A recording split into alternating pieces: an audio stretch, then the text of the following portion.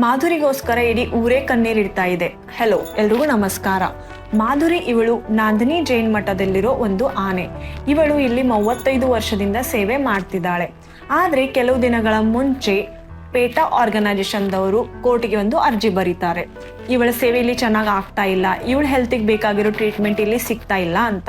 ಅದಕ್ಕೆ ಹೈಕೋರ್ಟ್ ಇಂದ ಈ ಒಂದು ಮಟ್ಟಕ್ಕೆ ನೋಟಿಸ್ ಬರುತ್ತೆ, ಮಾಧುರಿಯನ್ನ ವಾಂತಾರ ಫಾರೆಸ್ಟ್ಗೆ ಶಿಫ್ಟ್ ಮಾಡ್ಬೇಕಂತ.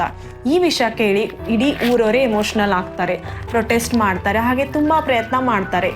ಎಲ್ಲಿವರೆಗಂದ್ರೆ ಜನ ಜಿಯೋ ನೆಟ್ವರ್ಕ್ ಅನ್ನ ಬೇರೆ ಒಂದು ನೆಟ್ವರ್ಕ್ಗೆ ಪೋರ್ಟ್ ಕೂಡ ಮಾಡ್ಕೊಳ್ತಾರೆ.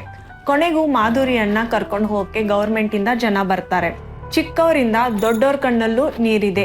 ಈ ಎಲ್ಲಾ ಜನರನ್ನ ನೋಡಿ ಮಾಧುರಿ ಕಣ್ಣಲ್ಲೂ ನೀರನ್ನ ನೀವು ನೋಡ್ಬೋದು. ಪ್ರತಿಯೊಂದು ದೇವರ ಮೆರವಣಿಗೆ ಒಳಗೆ ಮಾಧುರಿ ಇರ್ತಾ ಇದ್ರು. ಆದ್ರೆ ಒಂದೇ ವ್ಯತ್ಯಾಸ ಏನಂದ್ರೆ ಇದು ಅವಳ ಕೊನೆಯ ವಿದಾಯಿ ಮೆರವಣಿಗೆ ಆಗಿತ್ತು.